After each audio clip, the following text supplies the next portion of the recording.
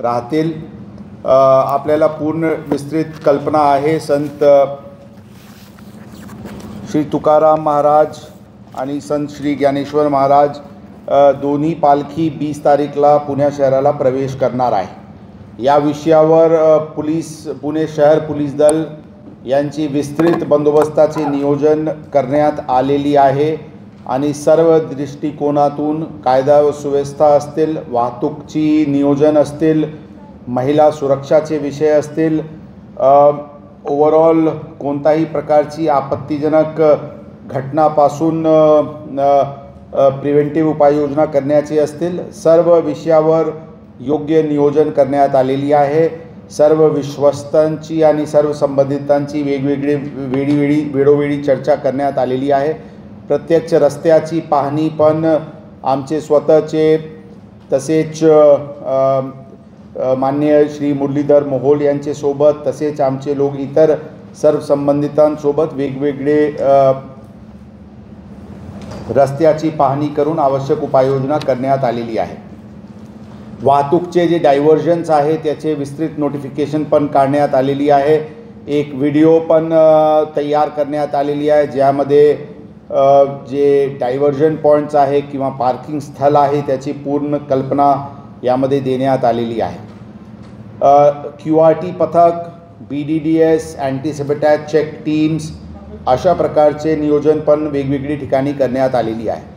रस्त्यावर काही infrastructure development काम सुरू असल्यामुळे वाहतुकीवर येणारे जे समस्या थोडीशी वाढू शकते त्याचे लक्षात ठेवून विशेष करून विश्रांतवाडी चौक परिसर जिथून पालखीचे एंट्री शहराला होते तिथे काही एक सबवेचे काम सुरू आहेत ज्याच्यामुळे थोडी वाहतूक कोंडी त्या परिसरात आणि ओव्हरऑल क्राऊड मॅनेजमेंटचे चॅलेंजेस तिथे येतील त्याचे नियोजन करण्यात आलेली आहे।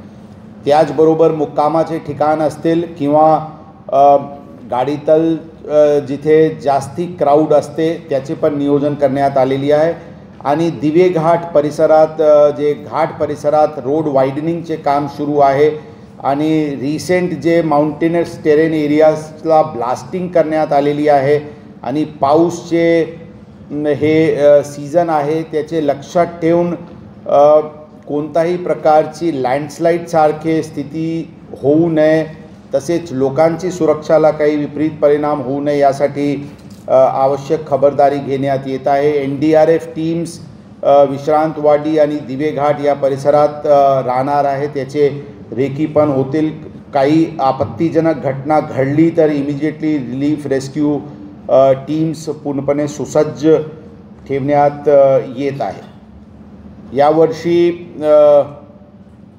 काही ऑर्गनाइज्डरित्याने मॅन काउंट चे आर्टिफिशियल इंटेलिजन्स सोबत मिळून काही व्यवस्था विश्रांतवाडी चौक जवळ आणि दिवेघाट जवळ आणि वटकी नाला या परिसरात ते पण लावण्यात येत आहे जेणेकरून एक्झॅक्टली किती वारकरी शहरात प्रवेश केले आणि किती वारकरी दिवेघाट परिसरात किंवा लोणीकंदचे परिसरात किती वारकरी आले आणि पुणे ग्रामीण हद्दीत गेले त्याचे पण कल्पना आपल्याला योग्य प्रमाणे होऊ शकते।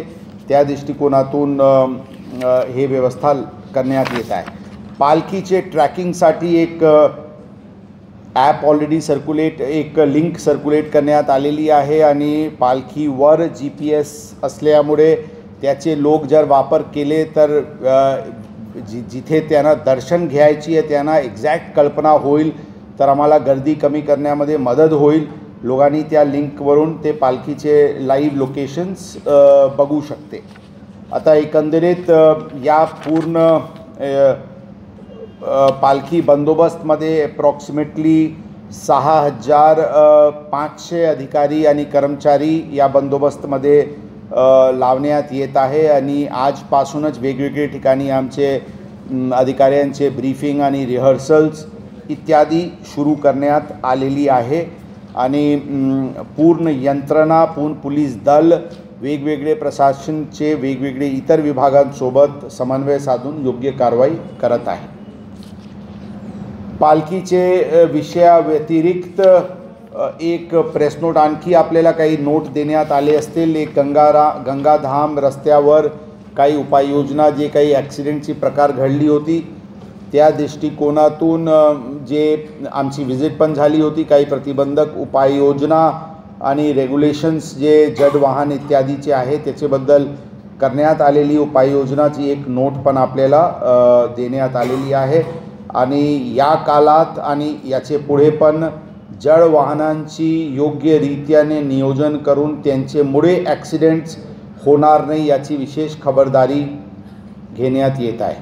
या काळात CCTVचे आणखी प्रभावी वापर, तसेच जे आमचे नवीन प्रकल्पमध्ये नवीन टेक्नॉलॉजी आलेली आहे त्याचे वेगवेगळे सर्व्हिलन्स व्हेकल्स इत्यादी असतील त्याचे पण वापर या पालखी बंदोबस्त दरम्यान होणार आहे. बरोबर आहे, अशा प्रकारचे पॉईंट्स आयडेंटिफाई करण्यात आलेली आहे आणि प्रत्येक ठिकाणी क्राईम ब्रांचचे 110 म्हणजे 110चे 2 टीम म्हणजे 2 बीस, जसे विश्रांतवाडी फॉर एक्झाम्पल, नंतर दुपारचे मुक्कामाचे ठिकाण, नंतर संचेती, नंतर खंडोजी बाबा, नंतर गुडलक, अलका टॉकीज, दोन्ही मंदिर, पुढच्या दिवशी भैरोबी नाला, तिथे गंगा गाडीतल, वडकी नाला, अशा प्रकारचे स्पॉट्स आयडेंटिफाई करण्यात आलेली आहे जिथे स्पॉट्स क्राईम ब्रांचचे टीम्स महिला सुरक्षासाठी नियुक्त करण्यात आलेली आहे. त्याचे व्यतिरिक्त पालखीसोबत क्राईम ब्रांचचे 2 बीसचे टीम फक्त जे लोक दर्शनासाठी जात आहेत त्यांचे काही पिकपॉकेटिंग किंवा मंगलसूत्र चोरी यांचे होणार नाही. ही ॲक्सेस कंट्रोलचे व्यतिरिक्त हे क्राईम ब्रांचची पथके अशा ठिकाणी नेमण्यात आलेली आहे आणि महिला सुरक्षा किंवा पिकपॉकेटर्स, मोबाईल चोर अशा प्रकारचे पूर्णपणे आळा घालण्यासाठी नियोजन करण्यात आलेले आहे. पूर्णपणे वाहतूकचे पार्किंगचे कुठे कुठे नियोजन करण्यात आलेली आहे ते पण नोटिफिकेशनमध्ये नमूद करण्यात आलेली आहे आणि टेक्नॉलॉजिकल हे ॲप्स किंवा इतर मार्गाने पण लोकांपर्यंत सूचना पोहोचतील. सायनेजेस वगैरे पण या गोष्टीवर लावण्यात आलेली आहे. लोकांकडून आव्हान राहील की लोकांनी त्यांचे वाहन नियोजित पार्किंगचे स्थळी लावावी. तिथे ऑलरेडी काल डिटेल बैठक झाली होती. महानगरपालिका आयुक्त सोबत माननीय मुरलीधर मोहोल साहेब होते. सगळे पार्किंगचे स्थळी लाईट्स, CCTV कॅमेराज, काही टॉयलेट्सची व्यवस्था, जमीन जे पावसामुळे जे खराब झालेली त्यांना व्यवस्थित करणे, ही सर्व सूचना पण देण्यात आलेली आहे. पिण्याचे पाणीचे पण व्यवस्था तिथे राहावी अशा प्रकारचे पार्किंग स्थळांची नियोजन करण्यात आलेली आहे. कालपासून DCP ट्रॅफिक स्वतः प्रत्येक पार्किंग स्थळी भेट देत आहे. पार्किंगची चांगली सुविधा करण्यात आलेली आहे. लोकांनी मात्र त्याचे वापर करावी अशी आमची अपेक्षा राहील. CCTVs आणि वॉच टावर जे ऑलरेडी आमचे आहे ते आहे, परंतु ॲडिशनली सर्व आवश्यक ठिकाणी ते ॲडिशनली इन्स्टॉल करण्यात आलेली आहे. जसे फॉर एक्झाम्पल विश्रांतवाडी चौकला आमची ऑलरेडी CCTVs आहे, परंतु दुपारी मुक्कामाचे स्थळी CCTV लावण्यात आलेली आहे. संचेती चौकला काही प्रमाणात आहे, काही प्रमाणे आणखी लावण्यात आलेली आहे. दोन्ही मंदिरला विशिष्ट जे मुक्कामाची स्थान आहे तिथे योग्य रीत्याने तिथे CCTVचे नियोजन करण्यात आलेली आहे. वॉच टावर्स त्याचप्रमाणे वॉच टावर्स काही ठिकाणी स्टेज, जसे वडकी नालाला नियोजन करण्यात आलेली आहे. एक मोठा स्टेज तयार करण्यात येत आहे. त्यावर PA सिस्टम भरपूर ठिकाणी लावण्यात आलेली आहे. PA सिस्टमवरून वडकी नालावरून दिवे घाटची स्थिती आता यावर्षी पाऊस लक्षात ठेवून आणि जे रस्त्याचे काम ची स्थिती आहे तिथे आमची नियोजन आहे की आम्ही वारकऱ्यांना, भाविकांना सांगणार आहे की जर गर्दी दिवे घाटला जास्ती ॲक्युमुलेट होत असतील तर इथून हळूहळू सोडावी. इथे हळूहळू लोक दिवे घाटचे कडे जावी, कारण चढाईमध्ये लोकांना स्वतःवर कंट्रोल नसते. चढाई ऑलवेज स्लो असते.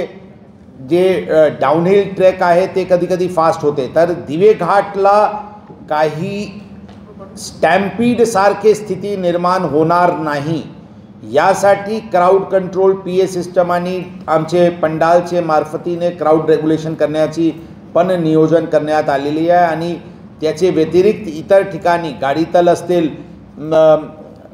भैरोबा नाला असतील, वडकी नाला असतील, इथे विश्रांतवाडी, संचेती, हे सर्व जे क्राऊड जास्ती होण्याचे जे ठिकाण आहे त्याचे नियोजन करण्यात आलेले आहे. पण आमचे क्राईम ब्रांचची टीम देण्यात आलेली आहे जेणेकरून लोक जे वेगवेगळे प्रकारचे फूड आयटम्स वाटप करतात त्याच्यामुळे कोणत्याही प्रकारची काही आपत्तीजनक घटना होता कामा नये म्हणून त्याचे पण नियोजन योग्यरित्याने करण्यात आलेली आहे.